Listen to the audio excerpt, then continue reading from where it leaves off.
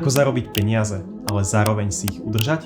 Toto sú 3 najlepšie tipy, ako si vytvoriť dlhodobé bohatstvo, ktoré ti môžem dať ako finančný expert. Poprvé, neposúvaj svoje výdavky priamo úmerne s narastom tvojho príjmu. Prestaň kupovať hlúposti. Ak nezarábaš viac ako 50 000 eur ročne, nemal by si jazdiť na luxusnom aute. Namiesto toho by si mal jazdiť na Toyote alebo na Hyundai. Tiež by si nemal nosiť Louis Vuitton, Gucci alebo Dior. Namiesto toho by si mal nosiť H&M alebo Zaru. Po druhé, musíš nájsť spôsob, ako zarobiť peniaze v spánku.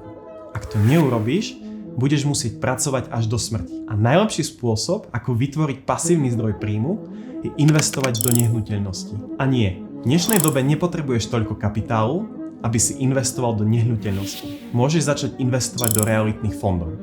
Alebo začni investovať do ETF a indexových fondov.